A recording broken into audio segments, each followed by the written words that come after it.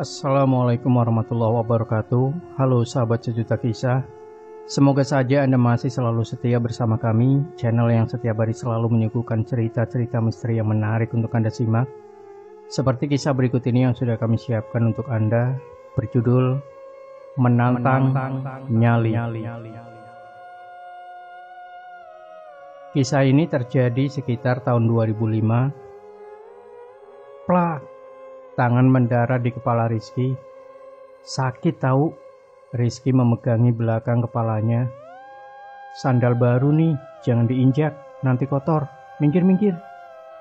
Seru Dimas kepada Rizky yang tengah menginjak sandal yang baru dibeli ayahnya. Duh, sandal sama kepala masih mahalan sandal. Gerutu Rizky kepada temannya. Main yuk sambil jemput ojek, ajak Dimas. Mereka berjalan menuju rumah ojek yang berada di pojokan desa. Hari itu masih terlihat cerah meski matahari sudah nampak tergelincir ke arah barat. Dimas dan Rizky berjalan terburu-buru untuk cepat sampai ke rumah yang dituju. Tak lupa katapel dan kelereng sudah mereka bawa. Ya, hari ini rencananya mereka akan berburu burung di sekitaran desa. Kemanapun biasanya mereka selalu bertiga karena memang sudah sangat akrab dan teman sebaya sedari kecil sampai sekarang ini. Jak, Kojak! Teriak mereka memanggil nama kawannya. Sini di belakang! Sahut suara dari arah belakang rumah. Rojak woi, bukan Kojak. Aku bukan bakso. Protes dilayangkan ojek kepada Rizky dan Dimas yang berjalan menghampirinya. Ada apa kesini? Tanya ojek kepada kedua temannya. Cari burung yuk, mumpung masih siang, sekalian jalan-jalan. Ucap Dimas menerangkan maksud kedatangannya. Ketapelnya rusak, belum dibetulin, jawab ojek. Ya sudah, gampang. Tuh, nanti gantian aja, ucap Dimas meyakinkan. Cabut, jawab ojek singkat. Dengan tanpa tujuan sebelumnya mereka bertiga berangkat menyusuri belakang desa dan pekarangan warga, berharap bertemu dengan apa yang mereka cari. Kemana lagi, Dim? Gak ada burung sama sekali? Tanya Rizky kepada Dimas karena sedari tadi tak menemukan barang yang sedang mereka buru. Ah, kemana aja lah. Senemunya jalan aja, Dimas menjawab. Tak terasa mereka sudah di ujung desa. Ke desa sebelah aja yuk, siapa tahu aja ada, usul ojek kepada kedua temannya. Untuk sampai ke desa sebelah, mereka harus melewati tanggul pematang sawah yang cukup besar dan lebar yang memisahkan kedua desa ini. Setelah sampai, mereka langsung memasuki pekarangan di desa ini. Ketapel dan kelereng sudah mereka persiapkan sedari tadi. Namun, setelah sekian lama mencari, mereka tak mendapatkan buruannya juga. Sampai akhirnya mereka duduk di bawah pohon mangga yang cukup besar. Nak, kalian sedang apa di situ? Tanya lelaki paruh baya yang membawa cangkul di pundaknya. Lagi ngadem pak, habis cari burung. Ojek menjawab pertanyaan lelaki tua tersebut. Oh, ya sudah, hati-hati kalau cari burung. Jangan sampai di pekarang pojok yang ada makamnya, ucap lelaki tua tersebut mengingatkan. Lah, emangnya kenapa pak? Tanya ojek bingung. Ya, pokoknya jangan aja, ada penunggunya, seru lelaki tua tersebut sambil berjalan meninggalkan mereka. Ada apa sih ya? Mereka bertanya-tanya. Oh ya, aku ingat. Ojek mengagetkan Rizky dan Dimas. Ada apa sih Jak? Bikin kaget aja, tanya Dimas. Kata orang tua sih, di kebun mangga itu ada penunggunya. Namanya gulang-gulang, jelas ojek. Gulang-gulang ini adalah sejenis dedemit yang mirip dengan buto ijo atau genderuwo, yang sengaja dipelihara untuk menjaga harta, benda, sawah, kebun atau apapun yang dianggap berharga oleh pemiliknya. Dan setiap orang yang mencoba mengambil harta bendanya atau macam-macam dengan majikannya, maka makhluk ini tidak segan-segan untuk mencelakakan, bahkan bisa mengurung dan menangkap roh kita. Itulah mengapa bisa sangat gawat dan berbahaya jika harus berurusan dengan makhluk ini.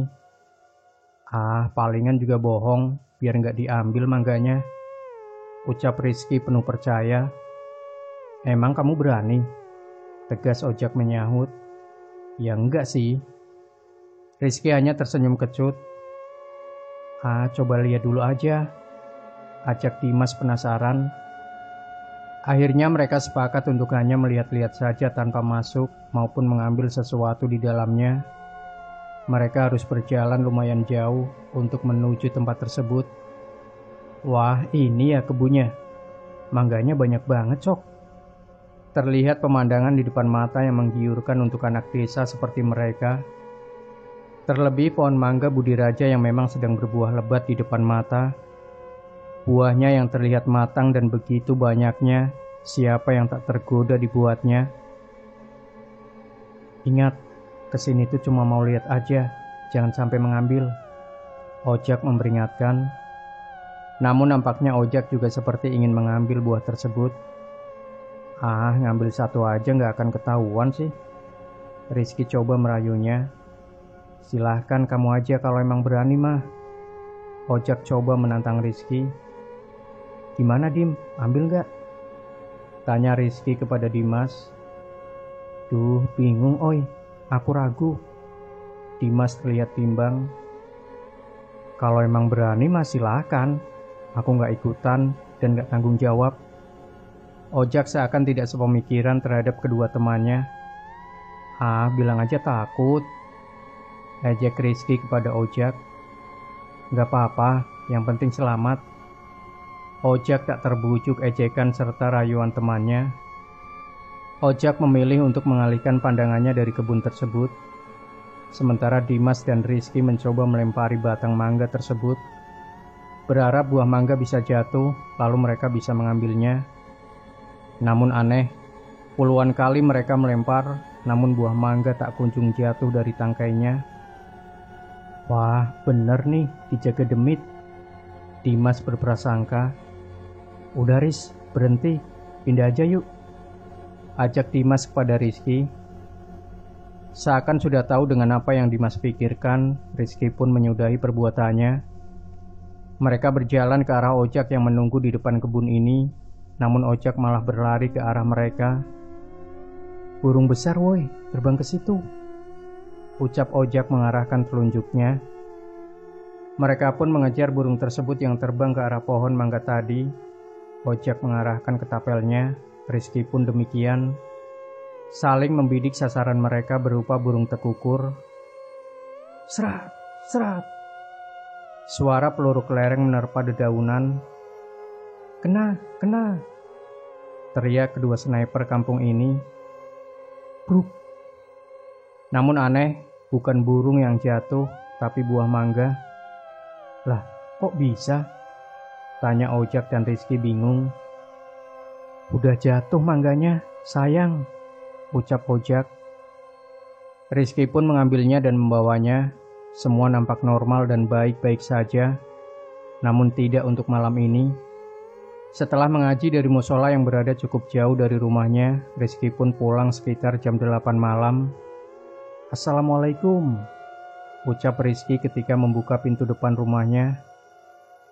Masuk nak, ucap suara yang mirip ayahnya, namun tak terlalu jelas karena lampu yang tak menyala. Batinnya merasa aneh, hawanya beda, terasa sangat panas, dan instingnya menajam. Dirasa itu bukanlah sosok dari ayahnya yang selama ini ia kenal. Perasaannya begitu sangat tidak enak. Rizky ragu untuk melangkah masuk, seakan kakinya tertahan. Jantungnya berdegup dengan kencang tak beraturan dan tak dapat ia kontrol. Rasanya begitu panas dan sesak. Ada apa ini? Rizky tak bisa berucap sepatah kata pun. Sosok tersebut menatap ke arahnya. Aneh, badan dan wujudnya langsung berubah seketika. Tubuhnya membesar dan meninggi sekitar 2,5 hingga 3 meter. Wajahnya merah darah penuh borok, matanya merah menyala, lidahnya menjulur menjilat-jilat. Panjang rambutnya sampai menyentuh tanah. Postur badannya bungkuk dan jari jemarinya sebesar pisang raja dengan aroma yang busuk. seperti siap menerkam dan menangkap Rizky yang masih memegangi daun pintu rumahnya. "Wah!" Rizky berteriak sekencang-kencangnya. Segera berlari mencari pertolongan.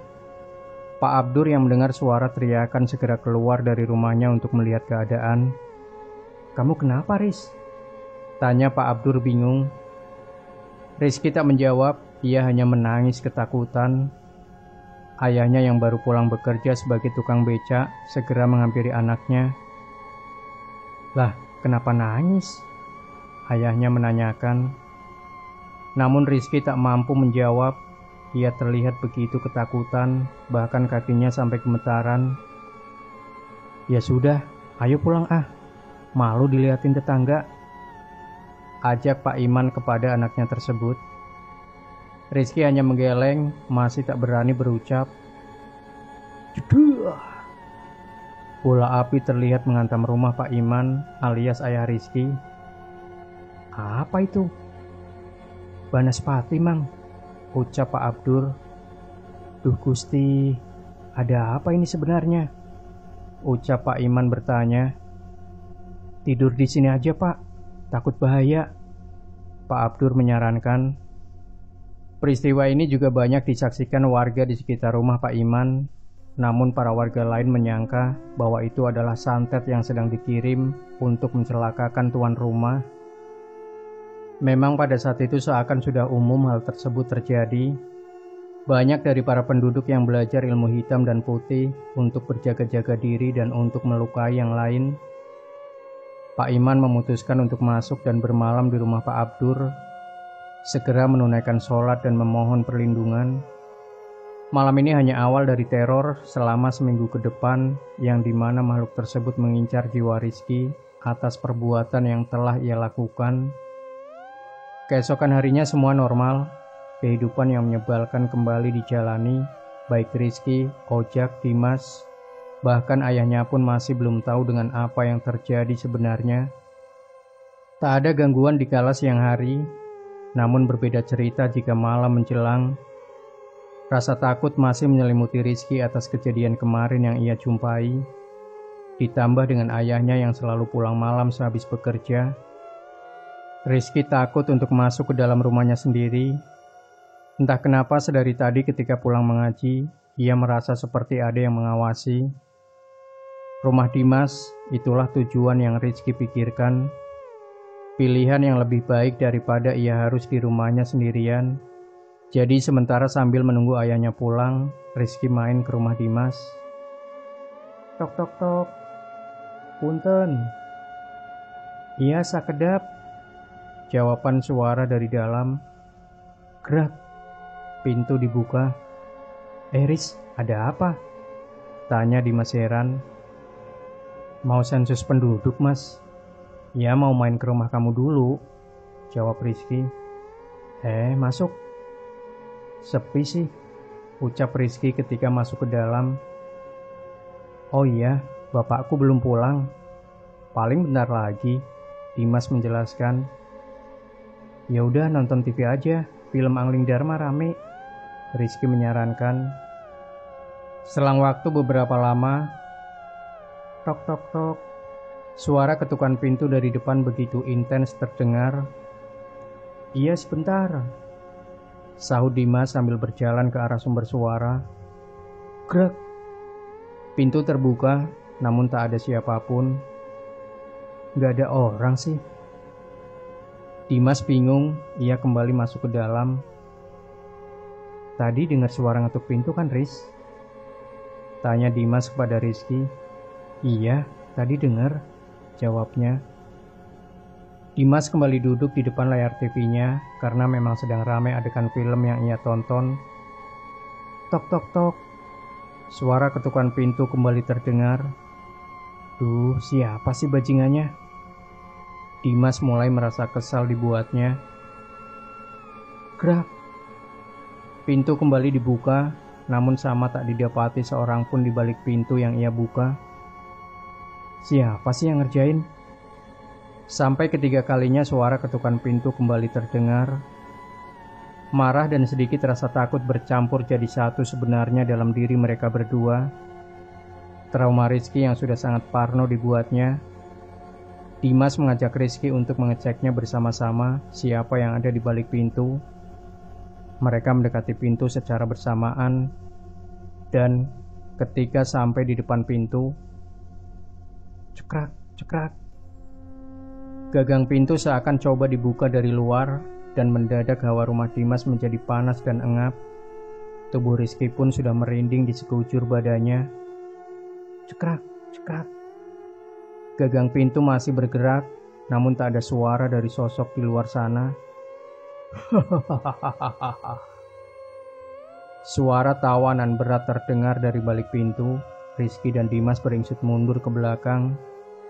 Kini ketakutan menyekap mereka berdua. Lampu ruang tamu di atas mereka meletus. Energi dari lampu seakan kalah dari energi yang berasal dari sosok tawa berat tadi. Dan mendadak semua lampu yang berada di rumah Dimas mati. Begitu gelap, menambah rasa ketakutan pada diri mereka berdua. Dimas dan Rizky berjalan mundur ke arah tembok. Bek! Punggung mereka menabrak tembok. Namun aneh, terasa empuk dan ada lain yang menghalangi punggung mereka.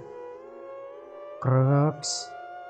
Suara dari sosok yang mereka anggap tembok tersebut sedang menunduk ke bawah, melihat mereka dari atas. Liurnya menetes mengenai wajah Rizky. Tubuh Rizky mengejang, mulutnya menganga menahan ketakutan. Sementara sosok tersebut terus melihatnya dengan sengit. Tangan dari sosok tersebut mencengkram tubuh Dimas dan Rizky yang membantu tertahan takut yang luar biasa. Binatang! Teriak suara dari luar melempar sesuatu ke arah makhluk tersebut. Wah! Suara teriakan makhluk tersebut dan melepaskan cengkraman tangannya dari tubuh Dimas dan Rizky. Kesini anjing, cari lawan yang sepadan. Suara dari Topan yang ditemani Nanda. Dia orang sahabat sekaligus saudara Rizky. Topan kini menantang makhluk yang mengganggu keponakannya. Ya, bisa dibilang mereka berdua ini mempunyai ilmu yang entah itu ilmu apa. Mereka belajar dari gurunya yang masih satu desa dengan mereka. Berani-beraninya ganggu keponakanku. Sini anjing! Kelakar Topan menantang makhluk tersebut. Wahahaha. Makhluk tersebut hanya tertawa dan menghilang begitu saja. Lari kemana tuh demit? Ucap Topan. Lari kemana dia? Ayo, kejar dah. Ajaknya kepada Nanda. Dengan mengikut bau sengit yang berasal dari makhluk tersebut, mereka mencoba mencari di mana keberadaannya. Sementara Dimas dan Rizky tampak begitu syok, tubuhnya lemas. Sementara tatapannya mereka begitu kosong, begitu terguncang jiwanya atas kejadian yang mereka alami. Tak lama ayah Dimas datang dan begitu histeris melihat keadaan putranya dan segera berteriak meminta tolong kepada para tetangganya. Tak lama ayah Rizky pun datang untuk melihat anaknya, dan betapa begitu kaget dan syoknya ayahnya melihat keadaan Rizky yang seperti orang linglung dengan tatapannya yang kosong. Setelah diobati oleh sesepuh desa, keadaan mereka sedikit membaik dan segera diberi air putih yang sudah dibacakan doa-doa terlebih dahulu oleh sesepuh desa. Begitu ramai orang berkerumun di rumah Dimas karena ingin melihat keadaannya secara langsung. Mereka saling bertanya perihal apa yang telah terjadi pada kedua anak tersebut. Susulin Topan sama Nanda, cepat. Jangan sampai kejadian. Belum saatnya dan belum sebanding ilmu mereka berhadapan dengan demit yang lebih tua dan sakti. Mereka bisa celaka. Ucap sesepuh desa menyuruh para warga lain mencari keberadaan Topan dan Nanda. Terlihat sangat panik dan bingung, entah apa yang terjadi dengan malam ini.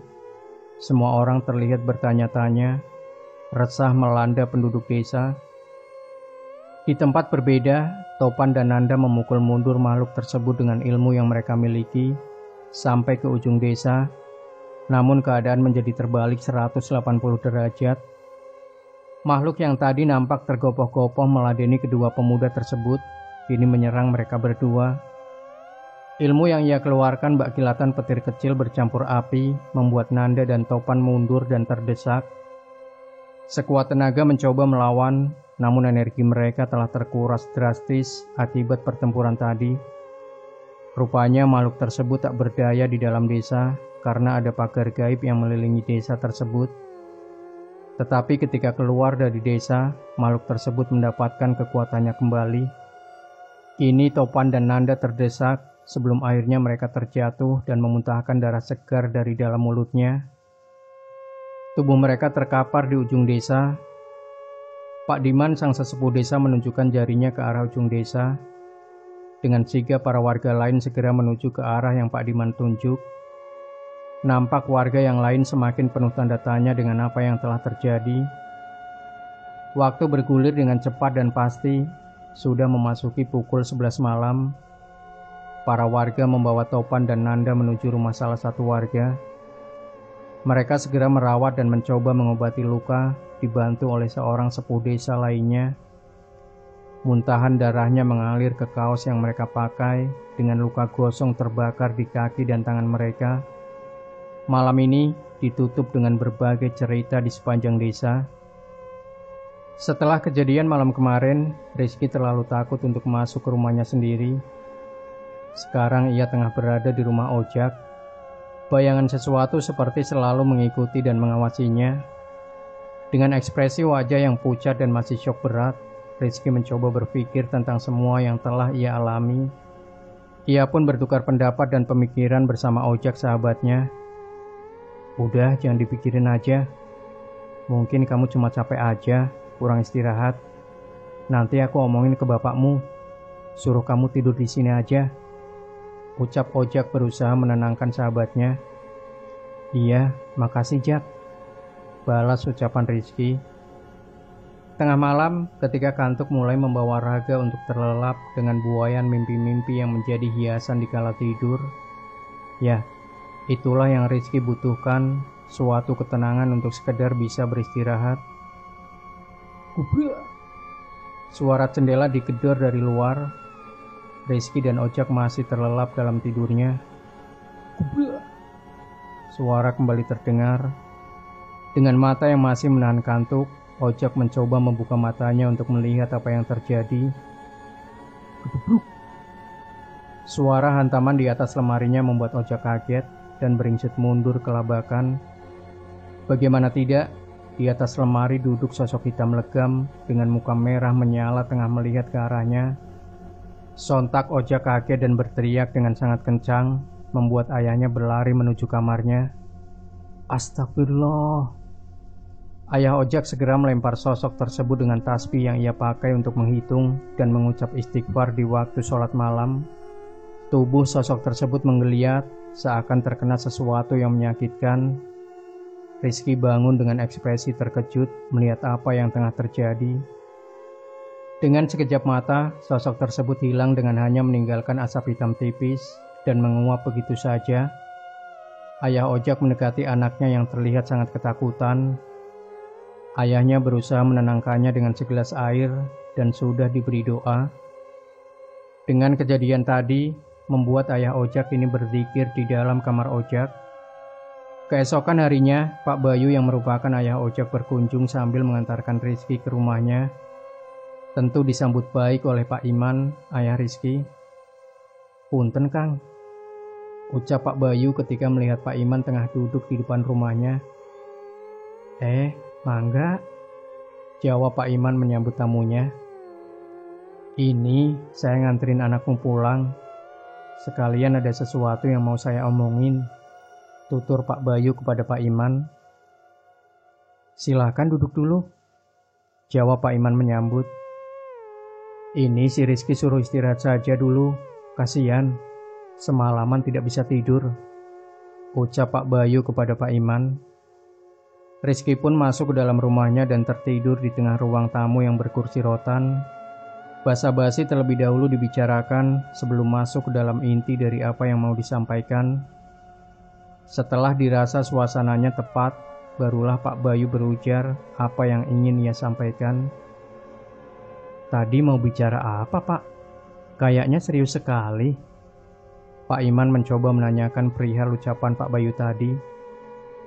Jadi gini Pak, Rizky itu seperti sudah diincar. Ucap Pak Bayu dengan nada sesuai. Diincar apa dan kenapa Pak? Ucap Pak Iman menanggapi Pak Bayu. Saya dengar dari tetangga katanya Rizky sudah ditakut-takutin selama 2 hari ini sama demit. Nah, pas tadi malam Rizky tidur sama Ojak di rumah saya.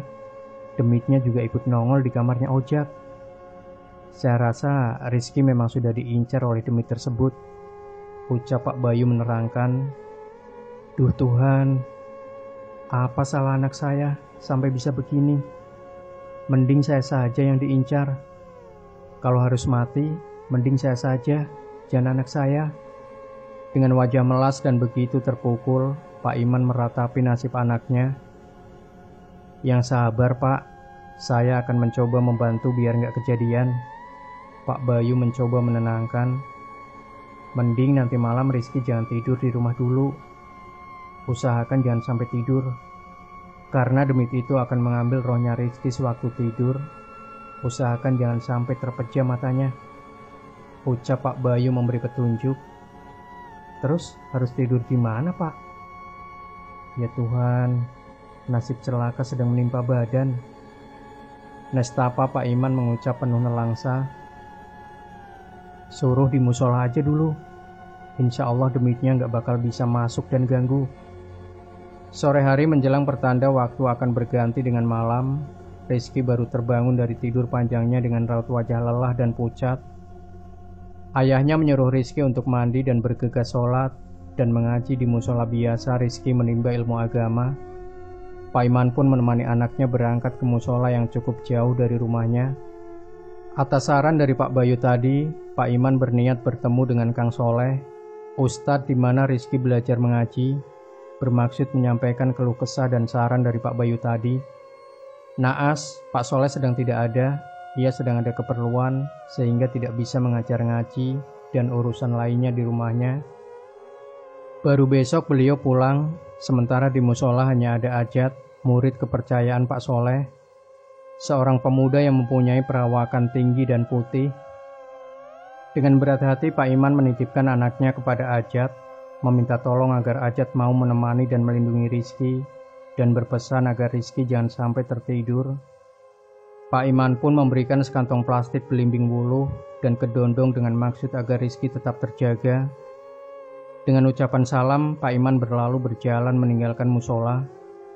Bukan tanpa sebab beliau tidak mau menemani anaknya, namun karena di malam ini ia dapat giliran ronda yang mengharuskannya berkeliling untuk menjaga keamanan kampungnya. Pak Iman berjanji untuk sesering mungkin melihat keadaan di musola untuk memastikan anaknya tetap baik-baik saja. Malam berlalu begitu pelan untuk Rizky yang mengharapkan datangnya siang. Rizky berbaring sembari mengobrol bersama Ajat di dalam musola. Tak banyak yang bisa ia bicarakan karena memang Rizky tak terlalu berteman dekat dengan Ajat. Rizky tak menggubris obrolan Ajat yang sepertinya asik sendiri. Hingga Rizky terbuai dalam lamunannya sendiri. Lama-kelamaan suasana menjadi begitu hening. Tak ada ocehan Ajat yang sedari tadi mengganggu telinganya. Lah, sialan. Suruh nemenin malah dia tidur. Gendeng. Ucap Rizky kesal ketika melihat Ajat yang sudah tertidur di sampingnya.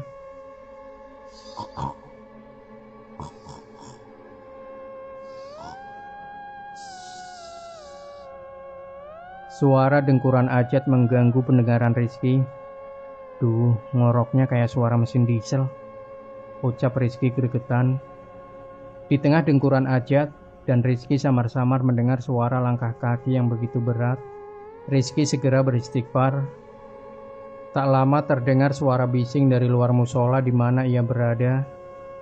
Di tempat berbeda, Pak Bayu sedang mengucap doa-doa di ruang tamunya yang entah itu bacaan apa. Namun terlihat begitu fasih ia mengucapkannya. Buah. Pintu rumahnya seperti dilempar sesuatu yang besar. Pak Bayu sendiri untuk melihat keadaan, mengintip dari balik tirai jendelanya. Alangkah terkejutnya ia ketika melihat banyak sosok di depan rumahnya. Seperti sedang mengepungnya dari segala arah, Pak Bayu terus mengucap doa-doa sambil terus mengawasi keadaan di depan rumahnya, berjaga-jaga jika mereka berniat masuk ke dalam rumahnya. Sementara itu Pak Iman masih menunggu di dalam rumahnya, menunggu teman-temannya datang menjemput dirinya untuk meronda malam ini. Suara dari dalam kamar Rizky membuatnya terkejut. Suara bising yang berasal dari lemari anaknya. Awalnya ia ragu dan takut, namun rasa penasaran mengalahkan segalanya. Perlahan ia mendekati lemari tersebut yang seperti terguncang dengan sendirinya. Perasaan takut berpadu dengan besarnya rasa penasaran yang dimiliki membuat adrenalin terpompa, sehingga detak jantung menjadi tak karuan dibuatnya. Perlahan Pak Iman mendekati lemari tersebut sambil mengumpulkan segala keberaniannya. Tangan gemetar dengan hebatnya. Hush. Sesosok kuntilanak hitam keluar dari dalam lemari dan hilang begitu saja menembus dinding kamar anaknya. Sontak Pak Iman lari ketakutan menuju pintu keluar rumahnya. Bahkan ia sampai menabrak teman-temannya yang datang untuk mengajaknya meronda. "Ada apa, Pak?" tanya temannya penasaran. Dengan nafas yang masih tak teratur, Pak Iman tidak menjawab pertanyaan dari temannya tersebut. Melihat keadaan Pak Iman yang seperti ketakutan, Pak Abdur memberinya air minum untuk menenangkan Pak Iman. "Diminum dulu, Pak." Pak Abdur menyodorkan minuman dalam botol. Seperti orang yang tengah kehausan, Pak Iman meneguk habis air minum dalam botol tersebut. Setelahnya barulah ia merasa sedikit tenang dan menceritakan apa yang baru saja ia alami. Setelah menceritakan kejadiannya, Pak Iman beranjak bangun karena ingat dengan anaknya. Ia khawatir terjadi sesuatu dengan anaknya tersebut. "Lah, iya lupa. Dimas kemana ya?" tanya Pak Abdur kepada temannya. "Lah, kamu kan dari tadi sendirian aja," jawab temannya. "Enggak, tadi saya berangkat ke sini sama Dimas kok," sanggah Pak Abdur. "Coba saya lihat dulu di rumah." Pak Abdur pun berlari menuju rumahnya. "Lah, tuh orang gimana? Nggak becus jadi bapak," ucap temannya setengah kesal. Pak Abdur sampai di depan rumahnya yang terkunci dari luar karena memang sengaja ia kunci. Pak Abdur membukanya dan melihat Dimas yang tengah menonton TV. "Lah, kamu itu gimana? Tahu-tahu ada di dalam aja," tanyanya kepada Dimas. "Lah, bapak yang gimana? Orang saya lagi di WC, malah dikunci dari luar rumahnya." "Lah, bukannya tadi ikut keluar sama bapak?" tanya Pak Abdur heran. "Apaan? Saya itu lagi di WC, terus dengar bapak ngomong, nggak tahu sama siapa. Tahu-tahu pintunya udah dikunci aja," jawab Dimas. "Lah terus, tadi yang sama bapak?" "Nggak tahu," jawab Dimas singkat. "Udah, cepet keluar," perintah Pak Abdur kepada Dimas. Sepertinya sosok yang bersama Pak Abdur tadi adalah makhluk yang menjelma menjadi anaknya. Di musola di tempat Rizky berada, suara langkah kaki yang berat masih terdengar, seakan memutari bangunan ini untuk mencari celah agar makhluk tersebut bisa masuk ke dalam. Rizky dicekam ketakutan. Tak ada yang bisa ia andalkan selain dirinya sendiri. Berjuang melawan ketakutan yang tak kenal ampun. Mata merah menyala selalu mengawasinya dari balik jendela musola, seperti menunggu waktu yang tepat untuknya masuk mencengkeram. Takut, cemas, putus asa menyatu dalam dirinya. Entah dapat bisikan dari mana, Rizky bertayamu memakai debu di dinding musola, yang dilanjutkan dengan membaca Al-Quran sambil menyilangkan kakinya. Semakin ia membaca, semakin ketenangan yang ia rasakan. Perlahan-lahan rasa takut dan cemas menghilang, namun suara gemuruh terdengar begitu keras di luar musola. Sementara Ajat masih mengorok dengan suara dengkurannya yang keras. Tapi itu dirasa lebih baik. Paling tidak ada manusia yang menemaninya, pikir Rizky. Kuntilanak merah berada di depan pintu rumah Pak Bayu. Dia mematung tak bergerak sedikit pun. Pak Bayu membaca surat Yasin untuk mengusir sosok tersebut. Dengan langkah yang sempoyongan, Pak Iman menuju musola di mana Rizky berada. Berapa warga lain pun ikut menemani mereka, tak menahan meronda untuk sementara waktu mengikuti Pak Iman yang cemas dengan keadaan anaknya.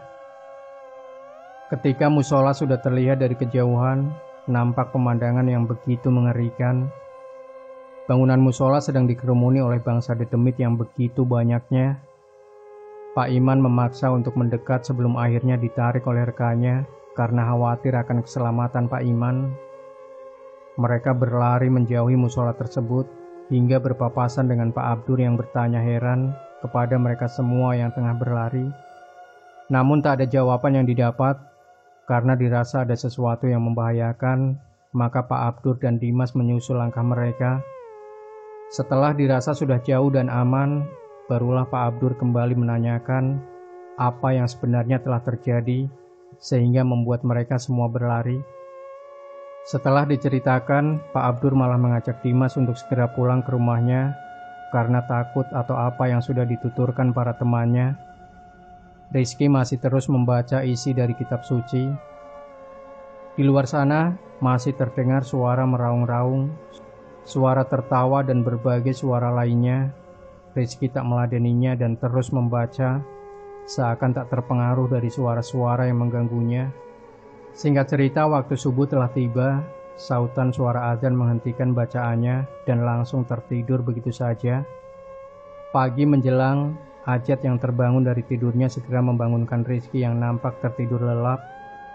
"Woi, bangun, ditemenin malah tidur," ucap Ajat sambil menggoyang-goyangkan tubuh Rizky. Rizky terbangun dengan mata yang masih menahan kantuk, raup, sembayang dikit. "Cuci muka, sholat dulu," ucap Ajat ketika Rizky terbangun. Siangnya Pak Ustadz Soleh bertamu ke rumah Rizky untuk menanyakan perihal keperluan Pak Iman kemarin. Setelah dijelaskan panjang lebar, Pak Soleh hanya mengangguk dan menyarankan Pak Iman agar Rizky tidur di rumah Pak Soleh saja. Rizky tidur di rumah Pak Soleh nampak begitu nyaman dan tenang ketika berada di rumah Pak Soleh yang Rizky rasakan. Rizky tidur di ruang tamu, ruang beralaskan karpet empuk terasa sangat lelap tidurnya. Karena ini yang memang Rizky butuhkan sekian hari lamanya. Sementara di luar rumah hanya ada sedikit sosok yang terlihat, tak seperti yang kemarin malam terlihat di luar musola. Pak Soleh terus melantunkan bacaan surat-surat dari Al-Quran yang ia baca. Sebenarnya Pak Haji Iwan yang lebih mengerti tentang semua ini, namun karena beliau masih dalam perjalanan pulang setelah berhaji, kemungkinan baru akan tiba lusa nanti. Rizky masih tidur di rumah Pak Soleh dan kini beserta ayahnya. Rizky yang masih belum mengerti tentang apa yang menimpanya hanya mendengarkan pembicaraan ayahnya dengan Pak Ustadz Soleh. Setelah diberi semacam kertas kecil dan harus dibaca sebelum tidur, Rizky berbaring untuk segera tidur karena malam yang telah larut. Pak Haji Iwan telah pulang dari perjalanan jauhnya. Sore harinya setelah Ustadz Soleh membicarakan perihal apa yang terjadi dengan Rizky, Pak Haji Iwan menyuruh Rizky untuk datang dan menginap di rumahnya. Malam harinya, Pak Iman dan Rizky datang ke rumah Pak Haji. Mereka dipersilahkan duduk oleh Pak Haji Iwan. "Silahkan, duduk dulu Pak Iman," seru Pak Haji mempersilahkan mereka duduk. "Udah, nggak usah cerita, saya sudah tahu semua," ucapan Pak Haji memotong perkataan Pak Iman. "Rizky ngambil mangga di pojok desa sebelah ya?" ucap Pak Haji kepada Rizky. "Lah, kok tahu?" ucap Rizky dalam hati. "Iya Pak, bener, sama Ojek dan Dimas juga," jawab Rizky mengakui perbuatannya. "Jadi begini nak, di kebun itu ada yang jaga, namanya Gulang-Gulang, atau sama dengan buto ijo wujudnya. Itu makhluk yang disuruh menjaga kebun tersebut oleh majikannya. Jadi kalau ada orang yang mau nyolong atau macam-macam, pasti bakal didatangi makhluk itu. Akan diambil raganya secara paksa untuk dijadikan pembantu di istananya. Pasukannya begitu banyak." Pak Pak Haji menerangkan kepada Rizky akan masalah yang ia hadapi selama ini. Dek. Rizky merasa panas dalam tubuhnya karena begitu kaget dengan besarnya masalah yang selama ini ia hadapi. Tapi kamu itu termasuk hebat, ajaib, bisa hidup sampai sekarang. Soalnya paling lama orang yang berurusan dengan makhluk tersebut hanya sehari sebelum meninggal tak bernyawa. Ucapan Pak Haji membuat Rizky semakin takut dibuatnya. Pak Iman pun tak kalah terkejut dengan ucapan yang Pak Haji lontarkan. Udah tenang, saya bakal mengurus semuanya biar gak terjadi. Nanti besok kita datangi orang yang punya kebunnya, suruh narik makhluk yang mengganggu kamu selama ini. Untuk malam ini, biar saya yang mengurus makhluk itu. Jangan khawatir. Bagaimana bisa tidur tenang, sedangkan masalah begitu besar menimpa dirinya, pikir Rizky. Pak Iman nampak sedikit lega dan tenang karena Pak Haji Iwan bersedia membantu masalah yang dihadapinya. Sudah Kang, gak usah khawatir. Biar saya yang lawan binatang ini, ucap Pak Haji kepada Pak Iman. Iya, terima kasih banyak Pak, balas Pak Iman. Ditemani Pak Soleh, Pak Haji Iwan melangkah keluar untuk duduk di depan rumahnya sambil membawa kopi dan makanan ringan, bermaksud menunggu dan melawan makhluk tersebut. Sementara Pak Iman menjaga dan menemani putranya sambil terus mengucap bacaan dan doa-doa. Selang waktu beberapa lama, angin berhembus dengan kencangnya, menggoyangkan batang rumpun bambu di sebelah rumah Pak Haji. Seperti badai yang menerpa, hawa panas seketika memenuhi ruang di mana Rizky dan ayahnya berada. Aneh memang, Rizky yang pura-pura tertidur terus mengawasi keadaan di sekitarnya. Pak Iman terus membaca bacaannya. Haji Iwan dan Ustadz Soleh entah sedang berbuat apa. Rizky tak tahu apa yang terjadi di luar sana. Jam 2 malam di hari ke-7 setelah teror berlangsung, Pak Ustadz Soleh dan Pak Haji Iwan masuk ke dalam rumah dengan baju yang basah karena keringat, menepuk pundak Pak Iwan yang tengah tertidur sambil duduk bersila. Pak, bangun. Jangan tidur di sini. Di kasur aja sama Rizkinya sekalian, ucap Pak Haji Iwan. Oh iya, nggih Kang. Mereka akhirnya berpindah ke tempat yang lebih nyaman untuk tidur melepas lelah. Keesokan harinya mereka berempat berjalan menuju desa sebelah untuk menghampiri dan bertemu dengan tuan yang punya tanah dan makhluk tersebut. Pak Haji tahu karena semalam ia sempat berbincang dengan makhluk yang mengincar raga Rizky. Sebelum akhirnya makhluk tersebut terusir dengan daya dan upaya yang Pak Haji serta Ustadz Soleh miliki. Terlihat rumah yang tak begitu megah dan memiliki aura negatif yang tinggi. Seperti sudah menunggu kedatangan mereka, sang empunya rumah sudah duduk di depan rumahnya yang seakan menyambut baik tamunya tersebut. Punten, ucap Pak Haji. Mangga, jawab sang pemilik rumah yang berusia sekitar 60 tahun. Melihat sang pemilik rumah, Rizky seperti tidak asing dengan wajahnya. Dirasa ia pernah berjumpa, namun entah di mana ia tak mengingatnya. Masuk saja, jangan di luar, ucap sang pemilik rumah. Mereka pun masuk ke dalam rumah dengan disambut 2 buah keris yang saling menyilang di hiasan dinding ruang tamunya. Saya minta maaf bila kedatangan kami semua ini mengganggu Anda. Tapi saya sedang resah karena peliharaan Anda ini mengincar saudara saya. Jadi saya mohon untuk dilepaskan incarannya kepada keponakan saya ini. Dengan sedikit basa-basi, terlebih dahulu Pak Haji segera mengutarakan maksud dan tujuannya datang ke sini. Iya, saya paham. Sudah saya bilang sama anak ini, jangan asal ngambil di kebun itu, tapi tetap aja. Saya juga nggak mau sebenarnya, mah. Tapi mau gimana lagi? Saya kesal, gregetan karena hasil kebun saya selalu dicuri orang. Ia menjelaskan kepada Pak Haji dan semua orang yang ada di situ. Perkenalkan, saya Pak Jamal yang punya kebun dan sudah memperingatkanmu sewaktu pulang dari kebun. Rupanya Pak Jamal ini adalah pria tua yang membawa cangkul waktu Rizky, Dimas, dan Ojak berteduh. Ya, pantas saja Rizky seperti pernah melihat wajah lelaki tersebut. Dengan negosiasi yang berlangsung di kedua belah pihak, maka disetujuinya suatu kesepakatan bersama, yaitu ada mahar yang harus dibayar berupa uang dengan jumlah nominal tertentu untuk menarik makhluk tersebut agar tak mengganggu Rizky lagi, seperti membeli bencana atau membeli ancaman kematian. Pihak Pak Haji menyetujuinya dengan mahar Rp500.000, yang dimana pada waktu itu adalah jumlah yang besar, mungkin jutaan pada waktu sekarang ini.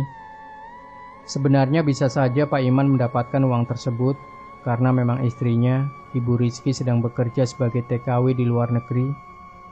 Namun tentu pasti akan membuat istrinya panik, khawatir dan syok. Pak Iman pun mengurungkan niatnya dan memilih untuk meminjam saja ke tetangganya. Tapi langsung saja Pak Haji membayar kontan nominal mahar uang tersebut agar tidak ada lagi teror yang menimpa Rizky dan para warga lainnya. Pak Iman begitu berterima kasih atas segala bantuan yang Pak Haji berikan dan berjanji untuk segera melunasi utang uang tersebut. Namun Pak Haji menolaknya. Ia mengikhlaskan uang tersebut untuk membantu Pak Iman dan Rizky. Singkat cerita, mereka pun pamit pulang dengan harapan dan kehidupan yang baru setelah Rizky lolos dari kematian yang mengincarnya. Tak ada yang bisa memiliki jiwa dan raga ini. Bahkan kita sendiri pun bukan pemiliknya. Hanya Tuhan yang Maha Esa berhak dan memiliki kuasa penuh atas diri kita ini. Tak ada yang tak mungkin jika Tuhan sudah berkehendak dan menentukan arah yang akan kita tuju. Bagaimana keadaan Nanda dan Topan? "Dah, Nanda, bangun. Dicariin Topan tuh," ucap ibunya membangunkan Nanda. "Ada apa sih, Bu? Bilang aja masih tidur gitu," jawab Nanda malas. "Tidur aja kayak orang mati. Ayo nongkrong," ajak Topan yang masuk ke dalam kamar Nanda. "Ah, masih ngantuk. Tahu sendiri 3 hari nggak tidur," jawab Nanda masih dengan nada malas. "Ayo cepet." Topan menarik tangan Nanda. Setelah mandi dan berganti pakaian, Nanda segera menghampiri Topan yang menunggunya di ruang tamu. "Lama banget mandinya, kayak perawan aja," ucap Topan kesal menunggu. "Ayo berangkat, mau nongkrong di mana?" tanya Nanda. "Biasa, di pos ronda aja," jawab Topan bersemangat. Mereka pun berangkat menuju pos ronda tepat jam 9 malam. Dalam perjalanan ke pos ronda, Topan mencium bau sengit dan bau kabel yang terbakar. Topan menghentikan langkahnya. "Ada apa sih?" tanya Nanda heran. "Sebentar, bau sangit dah. Kecium gak?" ucap Topan sambil terus mengendus. "Iya sih," jawab Nanda. "Ayo cari. Biasanya ada setan lewat ini," ajaknya kepada Nanda. Dengan kepercayaan dirinya, 2 orang pemuda ini mencari makhluk tersebut.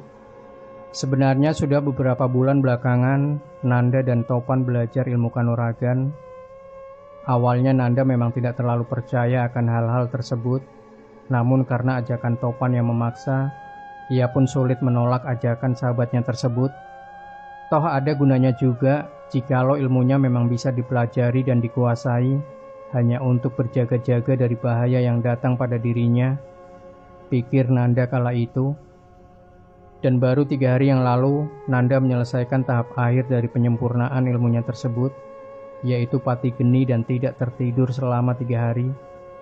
Mata mereka terus mengawasi setiap jengkal area yang mereka lewati, berharap bisa bertemu dan memusnahkan makhluk tersebut dengan ilmu yang baru mereka pelajari.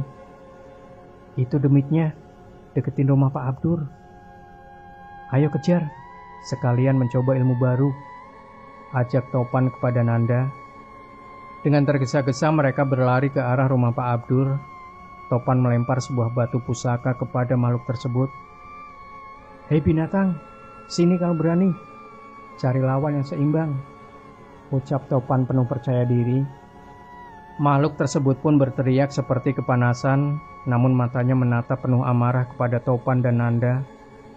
Makhluk tersebut tersenyum licik dan berubah menjadi kepulan asap hitam, berlalu meninggalkan rumah Pak Abdur. Nanda dan Topan pun mengejarnya sambil berlari hingga ia sampai di ujung desa. "Hei, jangan lari setan, teriak Topan kepada makhluk tersebut. Sampai di luar desa, kepulan asap tersebut berubah menjadi makhluk tinggi besar yang begitu menyeramkan, membuat Nanda gentar di hadapannya, tapi tidak untuk Topan. Dengan sombongnya ia malah terus menantang. Namun dari balik pekarangan dan pohon di ujung desa, muncul ratusan makhluk yang tak kalah menyeramkan wujud dan bentuknya, seperti teman atau mungkin bala tentara sang gulang-gulang tersebut. Bibir mereka berdua mengucap mantra-mantra, lalu tangan dihadapkan di dada mereka masing-masing, bersiap mengeluarkan ilmu dan tenaga dalam yang sudah mereka kuasai.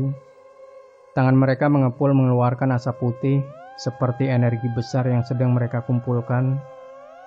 Dengan kibasan tangannya, Nanda dan Topan seperti membakar para makhluk yang jumlahnya ratusan tersebut.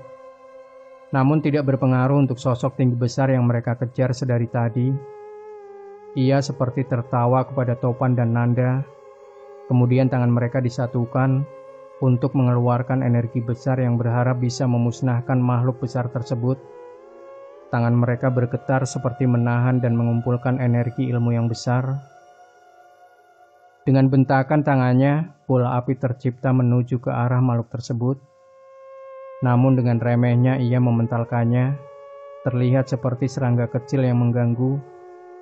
Makhluk tersebut membuka tangannya lebar-lebar, dan terciptalah bola api yang begitu besar, disertai kilatan seperti petir kecil yang menggiringnya. Nanda dan Topan terdesak karena sosok yang jumlahnya ratusan yang mereka bakar tadi kembali menyerang. Topan dan Nanda mundur, dan kemudian bola api beserta kilatan petir tadi menerjang dan mengenai tubuh mereka, sehingga membuat Topan dan Nanda terkapar dan memuntahkan darah segar dari dalam tubuhnya. Dengan tangan dan kaki terbakar seperti telah tersambar petir, pandangannya menjadi kabur dan perlahan menjadi gelap, hingga akhirnya mereka tergeletak tak sadarkan diri. Setelah warga menemukan dan membawa mereka ke rumah sepuh desa, mereka langsung diobati dengan entah apa. Nanda sendiri tidak tahu cara dan bahan yang sepuh desa pakai untuk mengobati kedua pemuda nekat tersebut.